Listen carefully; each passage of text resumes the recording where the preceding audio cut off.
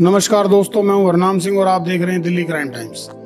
घर के लोग शादी समारोह में शामिल होने के लिए दिल्ली क्या गए कि पीछे से चोरों ने घर का ताला तोड़कर 11 लाख रुपए का सोना और 40,000 रुपए साफ कर दिए।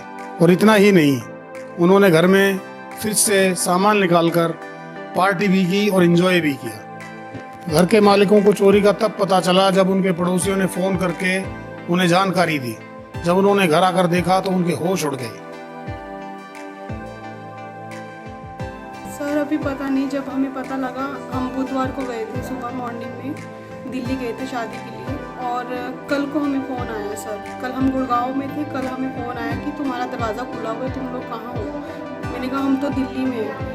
कहते हैं आपका लॉक खुला हुआ है। मैं कहा सर आप हमारे साथ वाले पड़ोसी हैं अंकल। मैंने बोला अंकल आप अंदर जाके देखो, चेक करो एक बार, क्योंकि हम तो लॉक कर आए थे। तो वो अंदर आए, उन्होंने स्विच ऑन किया, लाइट्स ऑफ करके गए थे, सब लाइट्स ऑन हो गई।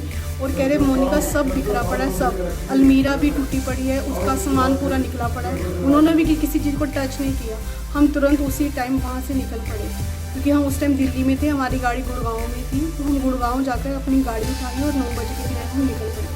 1:45 पहुँचे, आके देखा हमने सारा बिखरा पड़ा है। और मेरा लॉकर भी खाली पड़ा है, मम्मी का लॉकर भी खाली पड़ा है। जो मेरी छोटी मोटी ज्वेलरीज जो हम डेली रूटीन में डालते हैं, वो भी मैंने अपनी ड्रेसिंग में हम रख देते हैं, जैसे अपनी आर्टिफिशियल ज्वेलरीज के साथ। वो सारे डिब्बे भी मेरे इंपॉर्टेंट ज्वेलरीज वाले सब उठे पड़े हैं। अभी तक तो जो जितना मुझे दिखा है कि सिंपल लगा है कि सिर्फ गोल्ड ही लेकर गए हैं, बाकी कपड़े वगैरह सब कपड़े मेरे बिखरे पड़े हैं। लैपटॉप पड़ा है, फ़ोन पड़ा है, वो नहीं छेड़ा, ओनली फॉर कैश। और जो मेरा गोल्ड का सामान था, आई थिंक अभी हमने मोटा मैंने लगाया, वो 22 या 23 तोले के करीब बन रहा है, 21-22 है, क्योंकि ये तोड़ के घुसे हैं। मेन गेट का ताला तोड़ा है और हमारे दरवाज़ा जो है मेन लॉक, वो इतना टाइट था, उसको पता नहीं कहाँ से पीछे से जाके वो जो डंडा होता है कपड़े कूटने वाला, उसके साथ तोड़ा गया है। अंदर आकर मेरी अलमीरा पूरी तोड़ दी। यह मामला यमुनानगर के जगाधरी का है और घर थाने से केवल आधा किलोमीटर की दूरी पर है।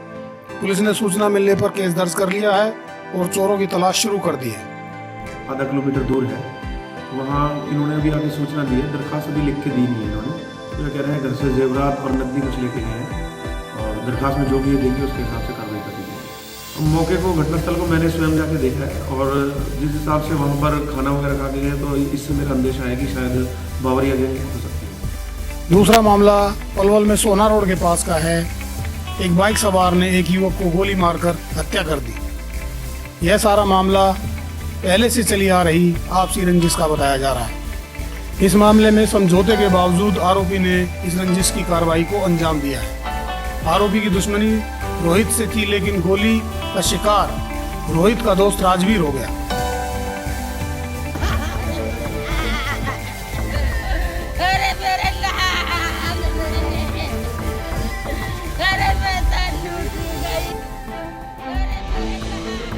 गोली मारकर आरोपी फरार बताया जा रहा है। आरोपी ने पहले फोन करके रोहित को उसके घर से बुलाया। रोहित के आने पर उसने रोहित से लगभग 5 मिनट तक बातचीत की और अचानक पिस्टल निकालकर रोहित पर फायर कर दिया। रोहित बचकर मौके से भाग गया। आरोपी ने गुस्से में झुंझलाकर पास खड़े राजवीर पर गोली चला दी। मैं और ये मेरा दोस्त वहाँ पे खड़े थे जी। तो ये तिवारी के सुबह से फोन आ रहे थे, रात को भी आया था जी।